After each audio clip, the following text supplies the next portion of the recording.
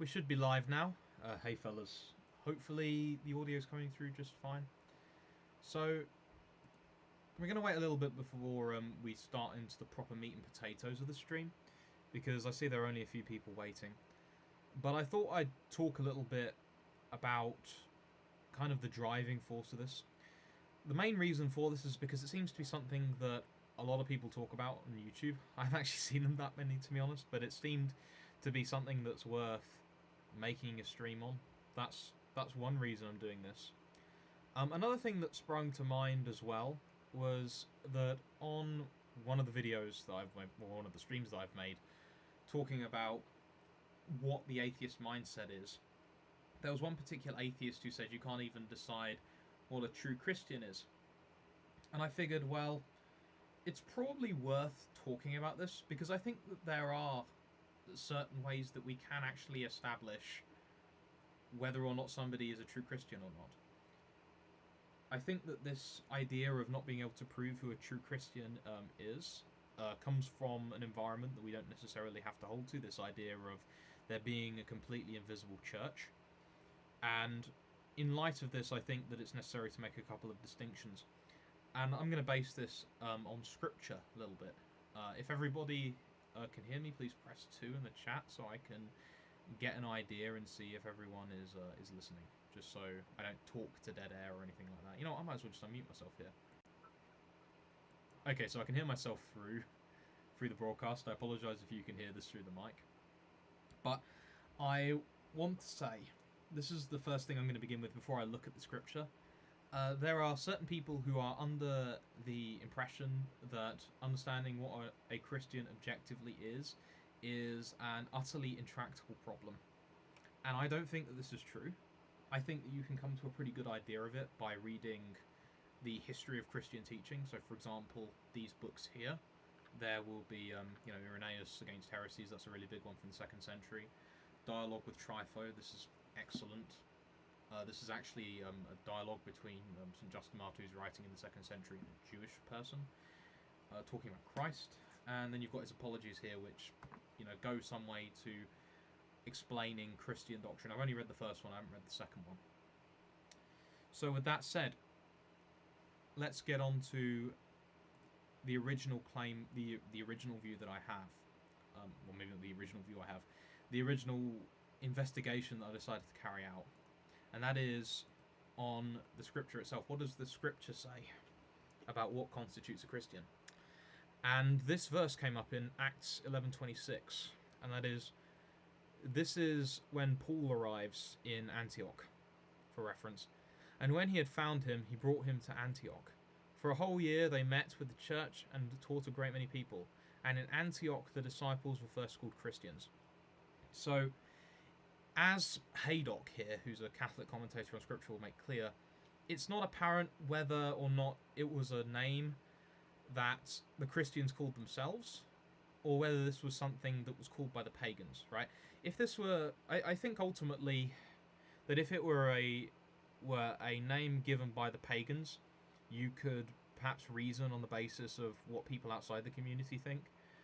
If it were on the basis of inside things, I think there would be more of an objective character to it, just because the people on the inside would know what the teaching actually is. But according to this commentary here, we don't actually know whether or not this was an internal or an external name. So we have this here describing what the name, well, basically explaining this verse, and it's apparent that we don't know where it's from. But something that St. John Chrysostom, he makes a very nice comment on this in Homily 25 on his Acts of the Apostles. So he's writing this late 4th, maybe very early 5th century. So not too long afterwards. And he says that they began to be called Christians because of St. Paul. Right, so is this... There, here we go. So why is it they were appointed to be called Christians? Because Paul spent such a long time, and he basically speaks about Paul's virtues previously. At least that's what I retained when I was reading it. So it was essentially through the imitation of somebody who had perfected kind of circularly Christian virtue that they were called this. They gained this from the presence of Paul. So that's what I found after a brief perusal of the commentaries, basically we don't know whether or not it was the pagans calling them this, or whether or not it was an internal or an external name. Right. So we know this. This is what I've learnt here from reading Catholic and some patristic commentary here. Right.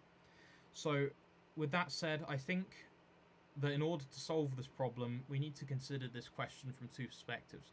There's an objective sense in which somebody is a Christian, and there is a subjective sense in which somebody is a Christian. So we can objectively measure what a person, insofar we can objectively measure to what extent somebody is a Christian, and we do this.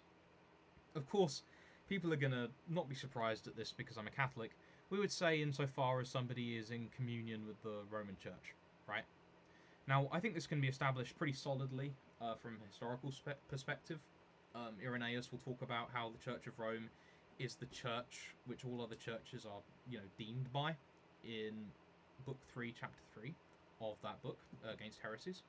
Right? There are other historical sources as well. In fact, actually, the Papal Proclamation of the Doctrine of Papal Infallibility has a lot of these sources. Pastor Eternus, for those who want to search it up. So, I would say, on the basis of that we can determine how far somebody is a Christian based on how far they have submitted to the magisterium of the Roman Church. So, for example, somebody who fully submits to the Roman Church's teaching is somebody who is fully Christian, and insofar as somebody dissents from these, they become less and less Christian in an objective sense. So you would have perhaps an Eastern Orthodox who could potentially be very close, but on the other hand, you might have a Baptist who is actually quite far away. And this is only considered in an objective sense. The more important way, and the way that people tend to use the name Christian, is in the subjective sense, which is when we consider how people are living on the basis of what they know. And I think that this can be defined as placing Jesus as the prime teacher in your life, and then following what you believe the teacher to be teaching. Because if we have disciples are essentially students, right? And the teacher is Jesus. So you have disciples that are called Christians. So the disciples are the same as Christians. That's what the verse is saying. The disciples were first called Christians. So they are Christians insofar as they are disciples. And a disciple is somebody who is learning, and the person who is learning is from Christ. In fact, I was going to say, this is something I'm not sure on. I've heard it said that Christian is actually a diminutive term of Christ, so little Christs, right? So you have this subjective view where somebody is a Christian insofar as they hold Christ as their teacher. Now, this is a far more... This is, of course, subjective, right?